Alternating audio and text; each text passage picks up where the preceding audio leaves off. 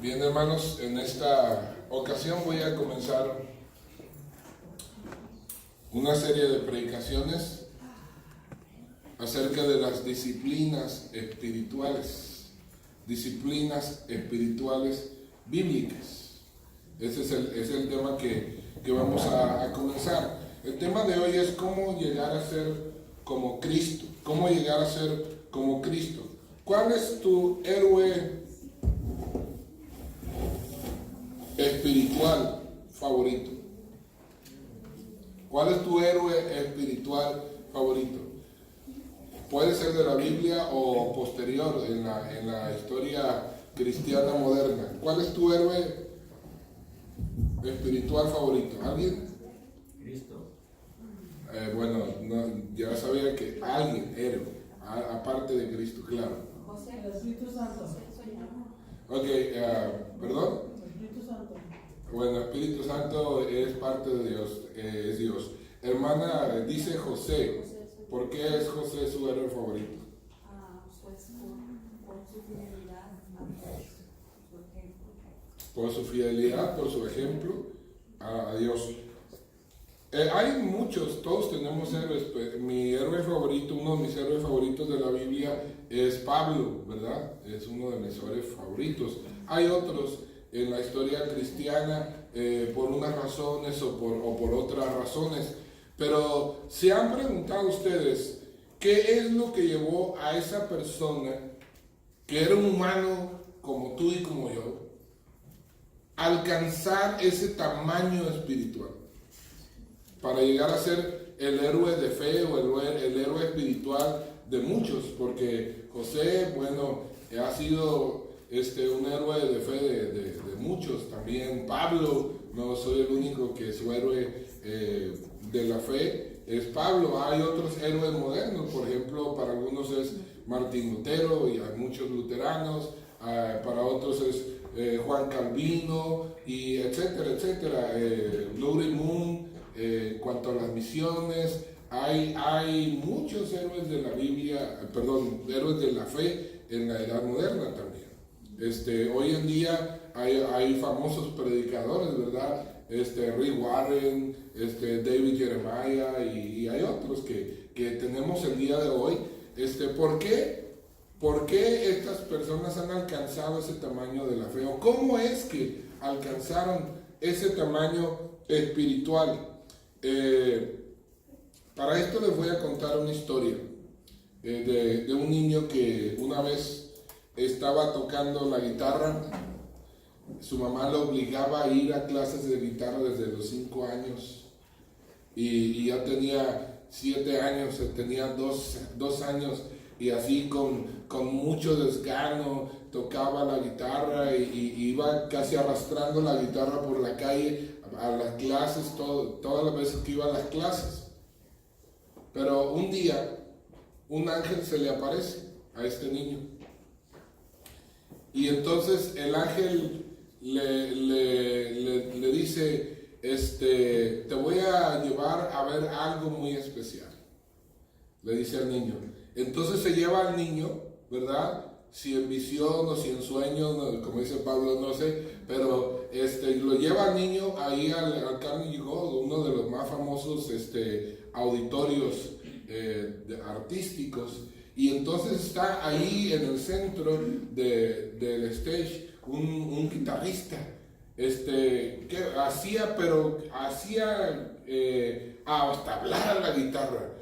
Se movía con una agilidad tremenda por las cuerdas, las dos manos, y casi hacía hablar la guitarra. Y cualquier pieza que le ponían la tocaba y pedía al público, dígame una, y la tocaba con tanta profesionalidad y con tanta ligereza que parecía que la guitarra fuera un juego de niños para él. Y se veía que disfrutaba el tocar la guitarra y todo el mundo se impresionaba de la manera como tocaba la guitarra ese hombre. Y el niño se quedó viendo al hombre también, mirando sus manos y oyendo la música, y también enamorado de cómo tocaba la guitarra ese hombre. Y se sintió inspirado por ese guitarrista que estaba ahí, este niño. Entonces este niño es traído de regreso, ¿verdad? Por el ángel a su casa. Y le dijo el ángel, ¿cómo te sentiste? A ver, me dieron muchas ganas de ponerle mucho más empeño a tocar la guitarra, pero yo nunca voy a llegar a ser como ese hombre. Le dijo al ángel, ¿sabes qué? ¿Quieres que te diga un secreto? Ese hombre que tú viste ahí, en ese lugar, eres tú dentro de 20 años. Pero no porque yo te enseñé que ese eres tú, vas a dejar de practicar. Tienes que practicar muy duro, todos los días, y tienes que hacerlo con entusiasmo. Porque eso es lo que tú vas a lograr. Cuando dentro de 20 años tú eres ese hombre, yo te enseñé tu futuro, no el de otro. Y entonces, ese niño de ahí en adelante, ¿cómo creen que practicaba la guitarra? ¿Verdad? Su guitarrista favorito, preferido de todos los tiempos que había oído, lo vio ese día y resultó ser él. Entonces, él se dio cuenta cuál era su futuro. Bueno, podríamos decir que esto no nos pasa a todos nosotros, ¿verdad? Ojalá supiéramos hasta dónde vamos a llegar y qué vamos a llegar a hacer. Pero déjenme decirles una cosa. La meta espiritual de todo cristiano, lo que un día vamos a llegar a ser, cada uno de nosotros, ya está establecido por Dios. ¿Quieren leer por favor Romanos 8:29? ¿Alguien lo quiere leer por favor? Mantengan su Biblia, ya saben, a mí me gusta que abran su Biblia y la mantengan ahí abierta. Romanos 8:29. Está ahí enseguida de un versículo que es muy conocido y nos encanta, que también vamos a ver el día de hoy. Pero hoy en este momento vamos a leer 29, dice, porque a los que Dios conoció de antemano, también los predestinó. Escuchen, pongan mucha atención a estas palabras. También los predestinó a ser transformados según la imagen de su Hijo, para que Él sea el primogénito entre muchos hermanos. Lo que está diciendo, hermanos, es que Dios nos predestinó, nos escogió para transformarnos y que lleguemos a ser exactamente como Cristo. Que seamos igual a Cristo. También Pablo lo dice, aquí lo dicen los romanos y también lo dice a la iglesia de Éfeso. Hasta que todos alcancemos la estatura de la plenitud de Cristo. Primera de Juan 3:2, ¿alguien lo quiere leer también, por favor? Primera de Juan 3:2. Amados, ahora somos hijos de Dios y aún no se ha manifestado lo que hemos de ser, pero sabemos que cuando Él se manifieste, seremos semejantes a Él, porque le veremos tal como Él es. Ok, dice, hijitos amados, ya sabemos cómo vamos a llegar a ser. Aunque ahorita no tenemos una imagen exacta, pero vamos a ser igual a Cristo. Y entonces le veremos tal cual Él es. Muy claro queda aquí en estos versículos que nosotros un día vamos a llegar a ser como Cristo. ¿Quiénes? Los que hemos nacido. Por eso Cristo dijo, si alguien quiere ir al reino de los cielos, cuando le preguntó Nicodemo, ¿qué debo hacer para entrar al reino de los cielos? ¿Qué tienes que hacer? Nacer de nuevo. Cuando nos entregamos a Cristo, nacimos de nuevo. No físicamente, sino espiritualmente. Y es nuestro destino, y es la labor de Dios, completar la obra en nosotros. Y Filipenses dice que Él la perfeccionará. Él trabaja en nosotros todos los días hasta que Cristo ¿qué? Venga. Y entonces Él perfeccionará, Él acabará la obra. Un día llegaremos a ser como Cristo. Ese es nuestro destino. Hacia allá nos dirigimos. Si usted ha estado pensando que eso de la vida cristiana no es para usted, ese es el pensamiento normal de todo cristiano. Ninguno de nosotros es capaz de llegar a ser como Cristo. No sé quién nos ha metido la idea. El hecho de que fallemos a ser como Cristo, el aquí y el ahora, no implica que no llegaremos a ser como Cristo. Solo que el desánimo nos quita las ganas de seguir trabajando duro en llegar a ser como Cristo. Esa es la meta del cristianismo. ¿Sabe que la meta del cristiano no es una religión o la otra, no es cantar bonito, no es vestirse bien? La meta del cristiano es llegar a ser como Cristo. De hecho, la palabra cristiano originalmente tiene la intención de decir aquellos que siguen a Cristo, aquellos que son e intentan ser como Cristo. Esa es la palabra cristiano. Aunque la palabra discípulo es la palabra más usada en la Biblia, que también significa aquel que está bajo entrenamiento para llegar a ser como el maestro.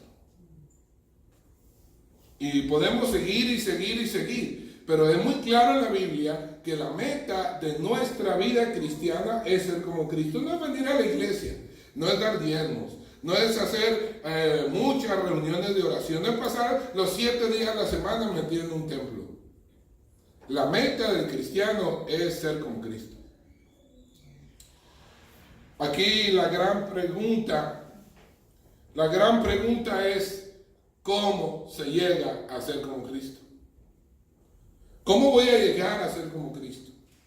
El único camino para llegar a ser como Cristo es la práctica de las disciplinas espirituales bíblicas. No cualquier disciplina espiritual, porque los monjes de por allá de los Himalayas practican disciplinas espirituales, y los hindús y muchos otros. No, las disciplinas espirituales bíblicas. ¿Qué son? Son aquellas actividades individuales que usted practica a solas, pero también en grupo. Dadas por Dios en su palabra, los cuales son los medios suficientes para que todo creyente, utilizándolas correctamente y por la correcta motivación, lleguen a desarrollar profunda intimidad con Cristo y sean conformados a la imagen de Cristo. Según Timoteo 3:16 nos dice que la palabra de Dios es útil para enseñar, para redarguir, para corregir, para instruir en justicia, a fin de que el hombre de Dios sea perfecto, enteramente bien preparado. ¿Para qué? Para toda buena obra. La palabra de Dios nos ha dado todas las cosas que necesitamos para llegar a ser lo que debemos llegar a ser. Y Dios estaba pensando no en super seres espirituales ni en ángeles. Estaban pensando en usted y en mí cuando dio todo esto aquí en su palabra. Esto que Dios pide de nosotros es para gente como usted y como yo. José era un hombre como tú y como yo. Solo que un día decidió creerle a Dios y serle fiel aunque le costara la vida. Dios le dio una visión y permaneció fiel a la visión de Dios. Pablo fue un hombre que no merecía ni siquiera ser llamado cristiano. Él merecía haber sido directito al lago de fuego por haber perseguido a Jesucristo mismo, a sus seguidores, y estarlo persiguiendo todavía como un toro furioso, un perro rabioso. Es así lo describe Pablo mismo. Pero Dios tuvo a bien por su gracia salvarlo. Y él se dedicó completamente a lo que Dios le encargó. Y no le importó arriesgar una y otra vez su vida. Lo hizo. El objetivo de estas disciplinas es que el creyente llegue a ser. Recuerden, el objetivo de la disciplina no es precisamente practicar las disciplinas por practicar las disciplinas. O sea, orar, por ejemplo. El propósito de las disciplinas es llegar a ser, no a ser. Casi suenan igual, ¿verdad? Pero el propósito de la disciplina es ser, no hacer. Por eso, por más, tú te puedes estar haciendo actividades religiosas y espirituales toda la vida y no llegar a ser nunca como Cristo. Si pierdes de vista cuál es el objetivo de orar, cuál es el objetivo de adorar al Señor, cuál es el objetivo de venir al templo, si tú pierdes de vista ese objetivo, de nada te sirve hacerlo. Estas disciplinas son el estudio de la Biblia, la oración, la adoración, la evangelización, el servicio, la mayordomía, el ayuno, el silencio y el retiro, el escribir un diario espiritual y el dedicarse al aprendizaje de la palabra. Uno de los 3 agentes de cambio para que nosotros cambiemos, por cierto, hay 3 agentes, se los voy a decir los 3 para que no se queden. ¿Y cuáles son los otros 2? Bueno, los primeros 2 agentes es que Dios, las cosas que Dios utiliza para cambiar nuestra vida. El primero de ellos son las personas que nos rodean. Proverbio 27:17 dice que el fierro se afila con fierro. La gente, Dios usa a la gente para hacernos mejor gente. Filo se afierra con filo, el fierro se afila con fierro. Y la segunda cosa que Dios usa, el segundo agente de cambio que Dios usa para transformar nuestra vida son las circunstancias. Y aquí está el famoso versículo de Romanos 8:28. A los que aman a Dios, todas las cosas le ayudan a bien. Así que todas las cosas que vivimos, buenas, malas, peores, terribles y maravillosas, todas Dios nos las ha permitido que las vivamos para hacer de nosotros la persona que Él quiere que lleguemos a ser. Y todas las circunstancias, aun las terribles, son para hacernos este gran bien. Por encima de cualquier otro bien temporal, es el bien eterno, espiritual, de llegar a ser como Cristo. Por eso algunas circunstancias las sufrimos, y sí las sufrimos, y las describimos como malas, pero al final nos traen un beneficio que de otra manera nunca hubiéramos recibido. Por eso todas las cosas nos ayudan, ¿para qué? Para bien. Y la tercera agente de cambio, el tercer agente de cambio son las disciplinas espirituales bíblicas. Miren, las otras 2, las primeras 2 que le diga son agentes externos, que nos ayudan a cambiar cosas de afuera hacia adentro. Las personas están afuera y nos ayudan a cambiar de afuera hacia adentro. Las circunstancias también son cosas exteriores, nos ayudan a cambiar. Son cosas del exterior que nos empujan a cambiar internamente. Pero la tercera son cosas internas. Nos ayudan a cambiar de adentro hacia afuera. Y déjeme decirle, de estas tenemos nosotros más control. No tenemos control quién nos rodea y con quién nos encontramos cada día y cómo nos traten las personas. Tampoco tenemos control ni siquiera del clima.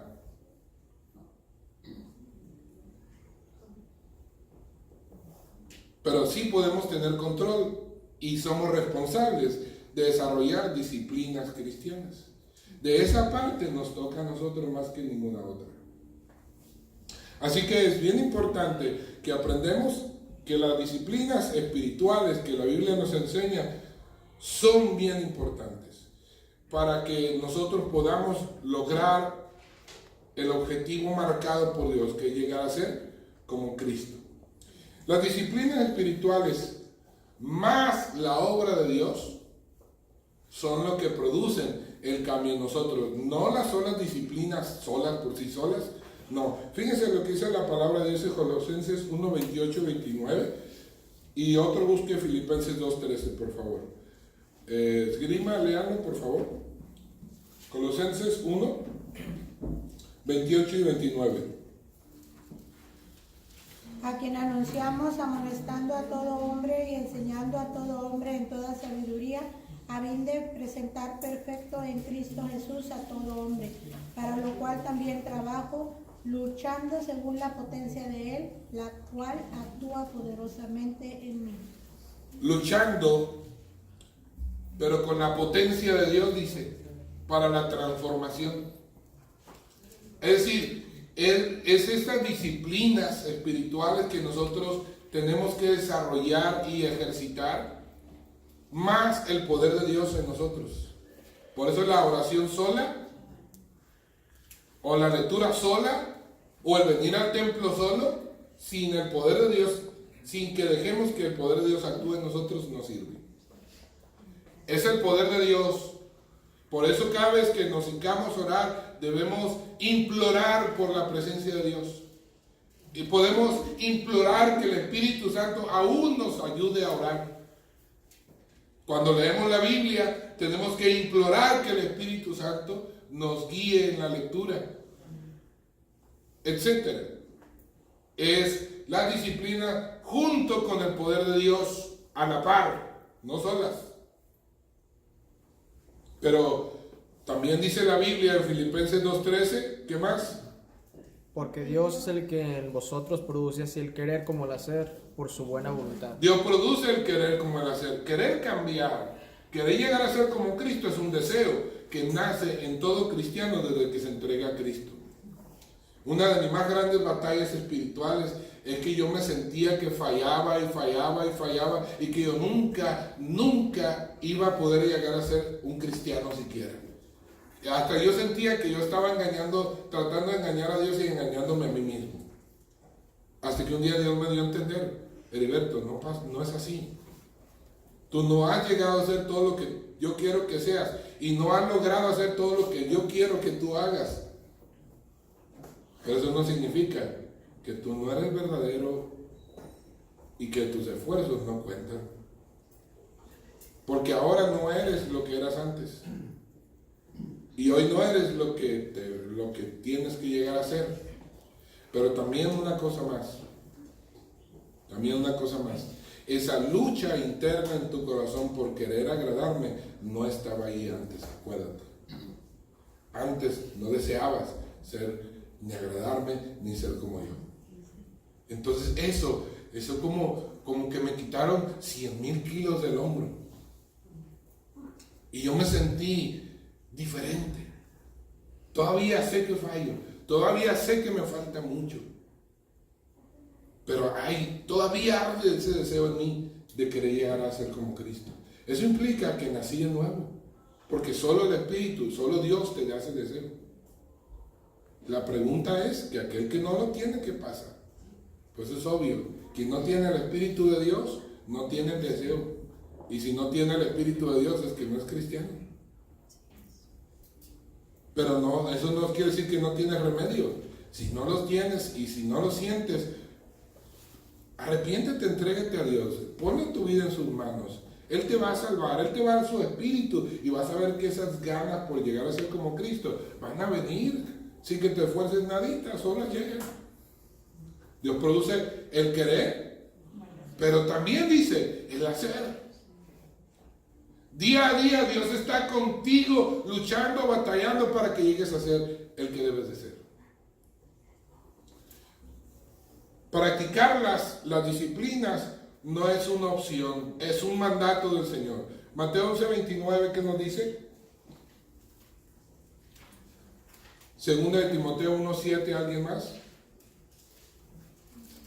Llevad mi yugo sobre vosotros y aprended de mí, que soy manso y humilde de corazón, y hallaréis descanso para vuestras almas. Primero, hermanos, la carga que nosotros llevamos es pesada y nunca se va a aliviar, o sea, cada vez va a ser más pesada, hasta que entregamos nuestra carga y tomamos la de Cristo. ¿Recuerda los 100,000 kilos que le dije que yo tenía encima? Que sentí que Dios me quitó. Esos eran los kilos míos. Cuando Cristo puso lo suyo sobre mí, fue más fácil para mí seguir adelante. De hecho, hace mucho que hubiera tirado yo la toalla, si no fuera por Cristo. ¿Alguien más? Segunda de Timoteo 1:7. Sí. Porque no nos ha dado Dios espíritu de cobardía, sino de poder, de amor y de dominio propio. Ok, dominio propio es lo que necesitamos para las disciplinas. Toda disciplina requiere dominio propio, pero ese también es un fruto del Espíritu. Recuerden, ¿verdad? Así que si nos hace falta dominio, pídeselo a Dios. Ruegue a Dios de rodillas todos los días, que Dios le dé la disciplina que usted necesita para ser disciplinado en las disciplinas espirituales. Y hay mucha redundancia, yo sé, pero así es como funciona. Hermanos, es muy peligroso de cuidar las disciplinas, de no seguirlas. Porque ¿qué pasa que no sigue las disciplinas? Primero es porque no tiene el deseo. Puede que uno empiece y tropiece y no pueda seguir, pero empieza otra vez y le intenta otra vez. No puedo decir que yo he llegado a un momento en mi vida que yo agarré la disciplina y ya como se van rodando ya solas. No, sigo batallando hasta el día de hoy para conservar las disciplinas. Pero quien no las intenta, pasa lo que dice Juan 15. Yo soy la vid, ustedes son los pámpanos. Separados de mí, nada pueden hacer. Y el pámpano, o sea, la rama que no haya fruto, ¿qué va a pasar? Cortada ya. Será cortada. La única manera que llevemos fruto es permanecer en Cristo. Y los frutos espirituales, el ir creciendo, llegar a ser como Cristo, se va a dar poco a poco. Tal vez de manera imperceptible, pero va creciendo de a poquito. Ahorita en la casa tenemos uno de esos animalitos que los eches en el agua, ¿verdad? Y tardan días. Hoy ya es el tercer día, ¿verdad? Y apenas en 3 días, y cada rato voy y lo miro. Ay, qué tanto creció. Pues no se nota el crecimiento, pero ayer creo agarró Xiomara el otro que tenemos, que era igualito que se me lo enseñó. Ah, sí ha crecido. Ya con la comparación de cómo estaba a verlo ahorita, pues sí, ya creció, no mucho, pero ya creció. Porque así es el crecimiento espiritual de uno, es poco a poco. Pero se da solo con la disciplina, no crece uno solo. Tiene uno que ejercitar la disciplina. Las disciplinas no son para sí mismas el objetivo es llegar a ser como ¿qué?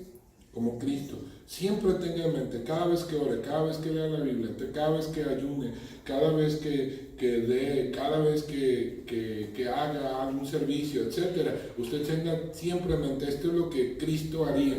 Y yo quiero hacer como Cristo, por eso lo hago yo también. Cristo oraba, yo también voy a orar. Cristo ayunaba, yo también voy a ayunar. Cristo daba, yo también voy a dar. Cristo se quedaba sin comer a veces por servir a Dios, yo también lo voy a hacer. Pasaríamos por alto a Dios mismo si no practicamos las disciplinas, porque es donde experimentamos a Dios todos los días. Si usted no practica la disciplina, usted no experimenta la presencia de Dios nunca. ¿Quiere que Dios esté presente en su vida? ¿Quiere usted caminar con Dios todos los días? Es la única manera, no hay otra. Pero además estaríamos inútiles, ramas inútiles sin fruto y solamente serviremos para el fuego. Hay verdadera libertad. Algunos piensan que traer una disciplina es como un régimen muy esclavizante, así como las dietas o el ir al gimnasio. ¡Ay, qué esclavo! Pero pónganse a pensar de otra manera. Como el guitarrista ese que estaba en el Carnegie Hall, que estaba tocando y cualquier canción la tocaba con una libertad y con un gusto, o sea, miraba que disfrutaba lo que tocaba. No importa la canción que le pidiera, la tocaba así como si nada. Ahora, póngase a pensar en alguien que de vez en cuando rasca la guitarra, lo pongan a tocar algo. Diga, no, si las notas no puedo tocarlo, no me las sé de memoria. Y luego agarra las notas y no sabe si picó bien o picó mal, porque no tiene la libertad de tocar lo que le pidan, no tiene libertad de tocar, porque no ha sido disciplinado. Cuando nos disciplinamos en el Espíritu, tenemos la libertad de ser todo lo que Dios quiera que seamos. Sin ataduras, porque la verdadera esclavitud es la esclavitud del pecado, la esclavitud de la carne. Y el Espíritu nos libera con verdadera libertad. No piensen que las disciplinas nos van a esclavizar. Vamos a usar mejor nuestro tiempo. Que ver la tele, que estar acostado, que jugar, que pasear, que lo que sea. Hay personas de nuestra iglesia hoy que no están aquí. ¿Usted cree que ellos están usando mejor el tiempo que nosotros? Ok, yo nomás se lo dejo de tarea. Un atleta que se ejercita, es disciplinado, tiene la libertad de terminar el maratón y de poder competir por el premio, porque ha sido disciplinado. Pero el que nunca camina ni corre, se mete a la maratón, a las 2 o 3 cuadras se tiene que salir porque no lo va a poder ni terminar. Y los otros están tan bien físicamente que lo dejaron atrás sin pensarlo. Mucho. Todos los cristianos, hermanos, esta es la cosa bonita, todos los cristianos hemos sido invitados por Dios para disfrutar de Él. Dios quiere que disfrutemos de Él, hermano. Pero no solo quiere Dios que disfrutemos de Él, Dios quiere que disfrutemos de todas sus riquezas. Y solamente lo podremos hacer a través de las disciplinas cristianas. Así que embárquense conmigo en estos domingos y semanas por venir, en estudiar las disciplinas y en empezar a practicarlas y ejercitarlas. ¿Les parece? ¿Sí? No se me queden atrás, por favor. Cuando les deje una tarea, háganla, porque les voy a dejar tarea que va a ser más como una clase que una predicación. Pero es bien importante que entendamos que el propósito de todo esto es llegar a ser como Cristo, de disfrutar de Dios y de todas sus riquezas. Amén. Hermanos, es tiempo que pasemos allá para la toma de decisión. Si me acompañan, por favor. Vamos a orar.